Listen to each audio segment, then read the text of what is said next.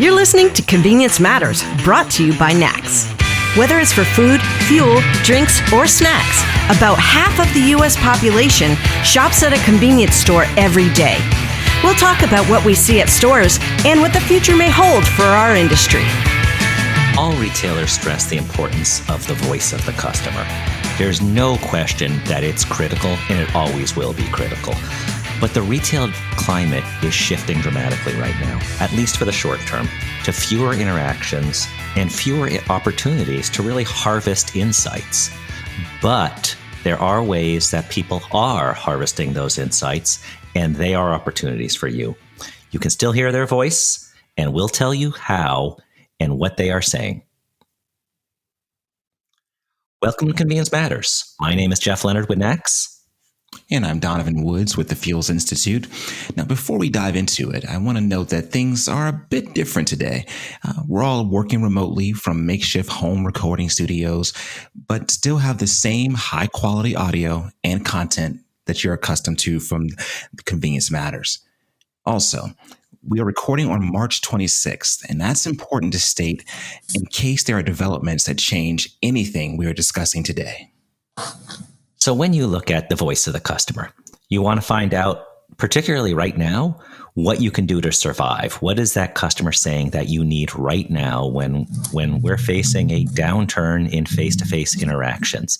And what do you need for insights to think out long-term, not just to survive, but how might you thrive over the next few years? And for that conversation, we'd like to welcome our guest today, Jose Gomez. He is President North America of Donovan. So welcome, Jose. Thank you, gentlemen. I'm excited to be here with you. It's a good break from the home office reality that is our lives today.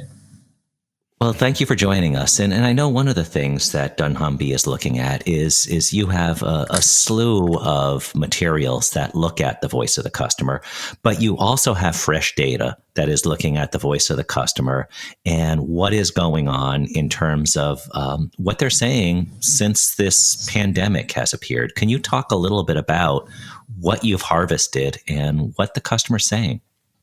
Absolutely. I mean, it's a very interesting time, and we sort of have consumers or customers in very different places depending on where they are in the world, right? And we've done a few things. You know, we're very fortunate that we have a global presence, and so we have a very large operation in China, and we have a very large operation in Europe, and obviously here. And so being able to see how customers and retailers are responding in China, and then comparing that to the European markets, and then obviously comparing it to here, we've kind of come up with this framework that we're talking about, which is we've tried to make it as simple as possible. And the first phase of that framework is a period of insecurity, where, you know, if you think about it, it's kind of where we are right now in the U.S. People are hunkered down, more or less, depending on where they are. You know, the impacts of that on their behaviors have led to a lot of the phenomenons that we're seeing, right, where people are stocking up a lot of products. You know, toilet paper memes are at an all-time high. And people are looking towards the future to try and get some sort of sense of stability. And depending on which sector of retail that you're in, whether it's convenience or grocery, you're seeing a rush on customer demand. And if you're in some of the other categories around apparel and hard lines, you're seeing some drops off in that, and even store closures. So I think right now what we're seeing is customers really trying to make sense of what the world is, and a real drop off in consumer confidence. But at the same time, a surge in expenditure. We'll see this move into what we call a transition phase, which is really sort of identified by the moment where everyone in society says, okay, the worst is behind us, right? And so in China, when the number of cases and deaths and the hospital system got to grips with everything, people sort of let out a sigh of relief. And the transition period we really classify as the moment it begins when that sigh of relief is given by society and everyone's at home. And then it transitions all the way through to when no one is at home anymore, right? And everyone's back to a normal life, and we expect fully that will also dovetail with a recession in the economy. So we're seeing tailwinds right now from customers and how they're choosing to spend their dollars because of this insecurity, and that is a windfall for retailers. And over time, that tailwind will essentially come up against the headwind that'll be a softening economy. And in the US, we're going to have some other interesting macro factors that are going to impact things, right? We're going to have a strong dollar as investors are fleeing towards the dollar as a safe haven. And we're going to have commodity prices at bottoming out. So we also expect that there's a high likelihood of deflation. So all of these sorts of things coming out, a recession that drives people to be more price sensitive, deflation, but at the same time, something that should be more short-lived than what happened in 2008 is going to create a very interesting dynamic in the market that's then sort of confronted with retailers that could have more money than they expected, but outlooks of a tough future, and CPGs also having more money than they expected. And so what happens to promotions? How do customers react to those things? It's going to be really, really transformative, I think, and it's going to happen very quickly. So you talked about insecurity and how in China, in Italy, it went from more so than with just doing the research, the feeling of insecurity where you don't know where this is all going to play out. And if you look at Maslow's theory or the hierarchy of needs, security is at the bottom. It's the foundation. Are there opportunities for retailers or are there landmines for retailers to look at in terms of saying we can talk to the customer about how security is important to them in whether it's our promotions or whether it's just how we interact with customers? Is there something there that's a nugget for retailers to work on either right now or think about working on as this plays out? Yeah, so I think it's a great insight that you're hitting on. There is a tremendous opportunity for retailers to reclaim their role that's often overlooked in communities as givers of sustenance, of nutrition, of support, of convenience, right? And it's an opportunity that shouldn't be wasted. And I would say that there are a number of examples, and I think we can share with you some of the work that we've been doing in this space, sort of cataloging different retailers' responses. But there are a number of examples of retailers prioritizing the community and talking very much about their role in the community in the way that they do during many disasters, right? Every time that there's a hurricane or a flood or fires, I think retailers step up. And I don't think it's different right now. The other thing as well that's been really gratifying as someone who supports retailers is to see the admiration that people are giving to the folks on the front lines. So, I would encourage every retailer to take that opportunity to lean into their sense of community. They're going to reap rewards no matter what is the reality of it, because it's where we can spend our disposable income, right? And my family, my sister and nephews and nieces live in Madrid, and at the moment they're in lockdown and have been for a while. Going to the grocery store is a treat, right? It's something that they can do.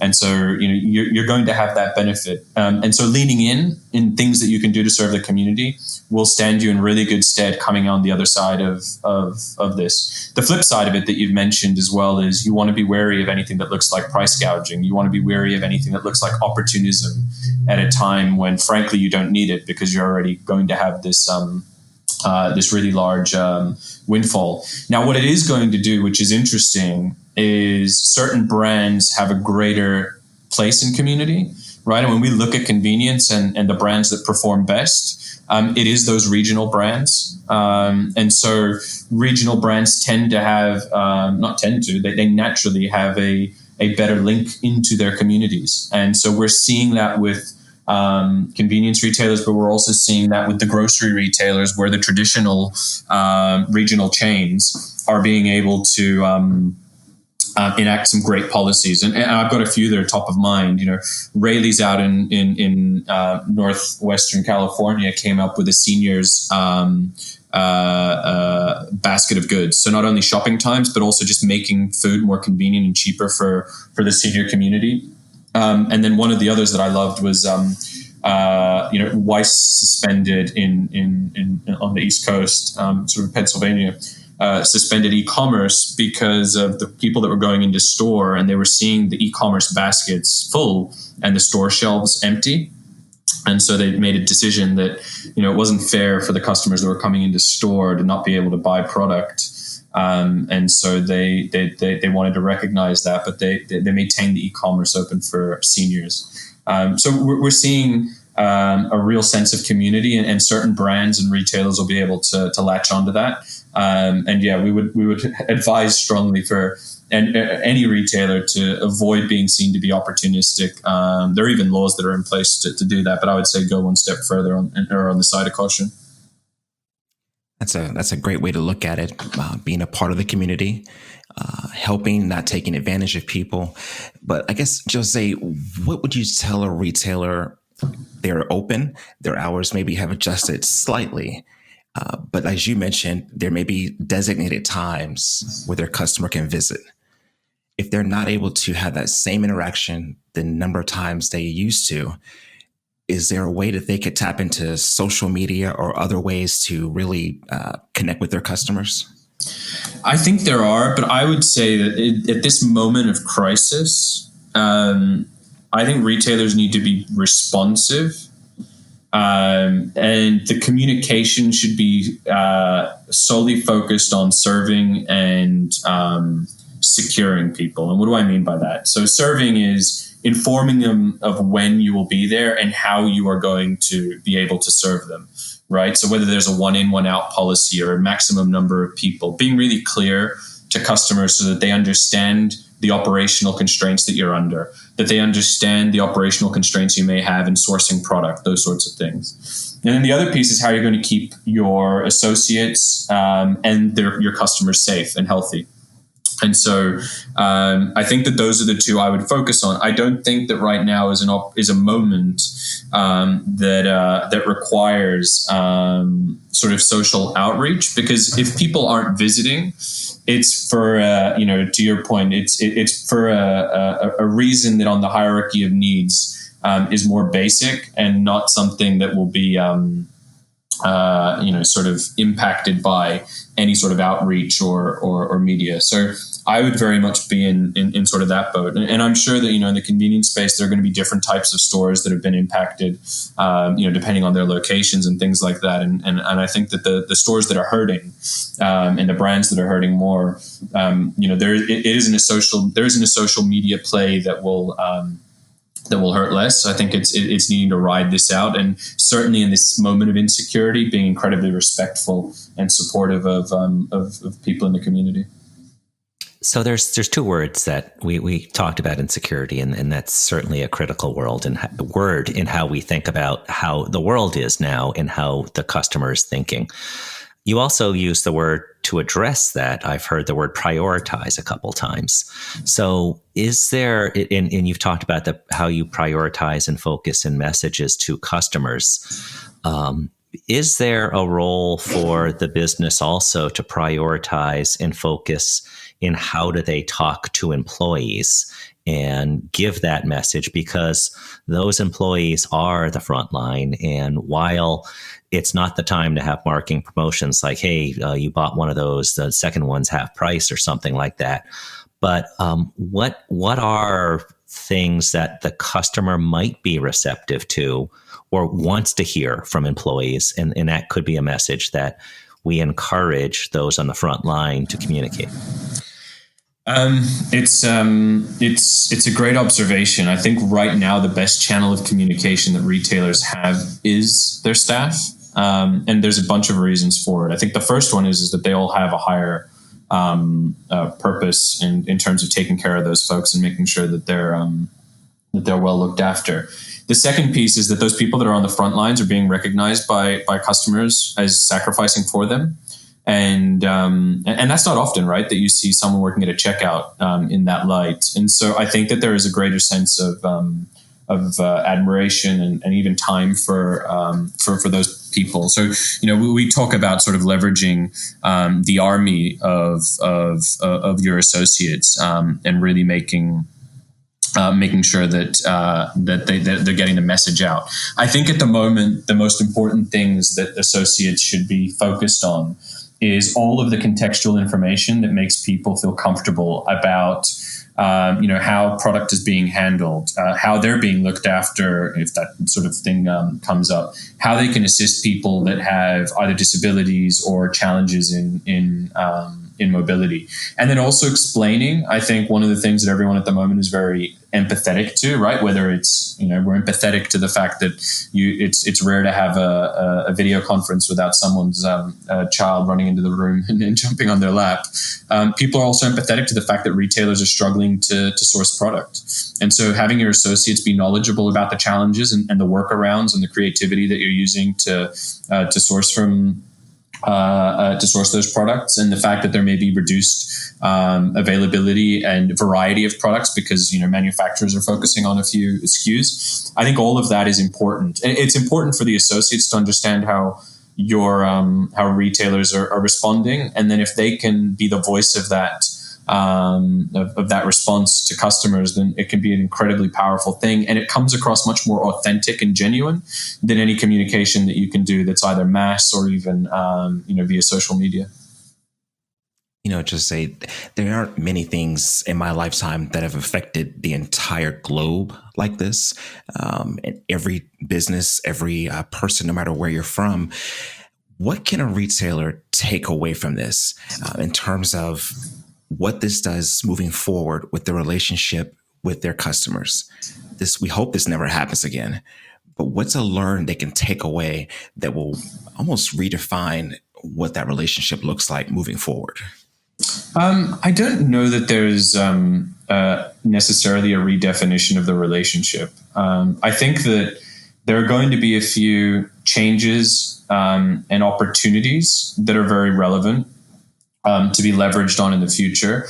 And I think that there's something which is, now that we've gone through this once, right, the next pandemic or the next wave of this pandemic, we will behave dramatically different, right? Everyone, from retailers to customers to society in general. We will never have, I don't believe, a moment of insecurity as great as this one, knock on wood, in the future, at least from how to react to a pandemic. Obviously, the severity of the whatever we're facing may change that. What has shifted, though, is, and this is exactly what sort of happened in the Great Recession.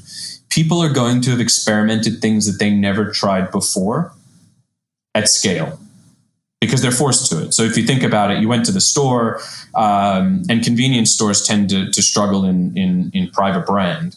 Well, if you were out of product and a lot of people tried your private brand, then you've, by almost an absence of choice, you've had a whole bunch of new people come into your private brand. You've probably had a whole bunch of people trying different channels. If you do have any delivery or digital ordering capability, then people will have tried that for the first time.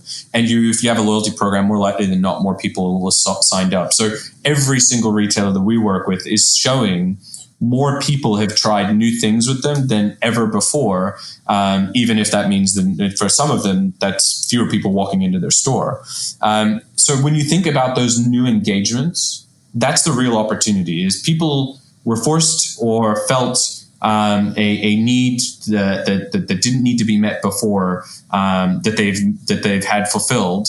And you need to understand how you can leverage that. Was it a great experience that you can now double down on and get people to continue?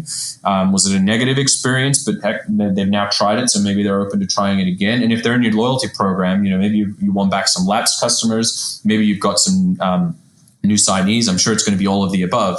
What is your strategy to now maintain a relationship with those folks?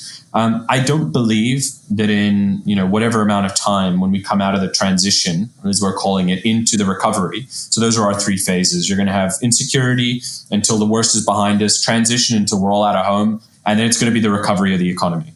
Once you're into the recovery and people are going about their normal business, I don't believe that there are going to be some dramatic feelings of goodwill that have changed how people perceive brands. I think we go back into autopilot and doing a lot of the things that we do, but we're going to keep some of the things that we've learned in these periods. And so what came out of the Great Recession was people trying for the first time more private brand than ever before because they traded down in cost, and more people going to discounters than ever before or low cost options, and they liked it.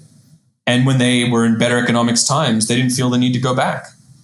And so that's the real opportunity, is what behaviors have changed in how people interact with you. How can you leverage that to sustain those behaviors? And if you have new customers, how can you keep them? And if you won back some customers, how can you keep them? And then there are going to be some other interesting things. You may have stopped promoting during this period, either because you did it as a strategy or because CPGs removed trade funds and customers kept buying. Okay, well, that's a new behavior. What does the new world look like? Do you use the cash that you've made because you sold more to invest in promotions when things get better, or do you dial that back? So I think it's these changes that are going to be really, really interesting and valuable for retailers to think about how to capitalize in the future. But I don't think that there are dramatic shifts in how people are going to perceive retailers in brands. I do think that there's going to be, for those that execute well, a community-focused strategy.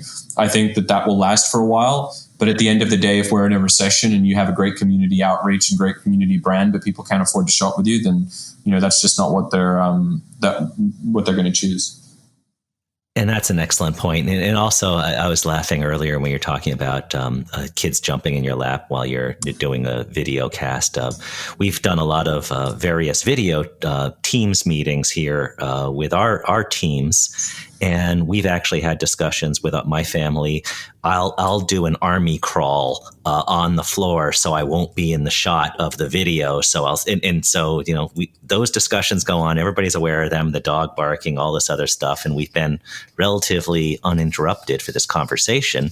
So let me end by asking one final question in tying this all together.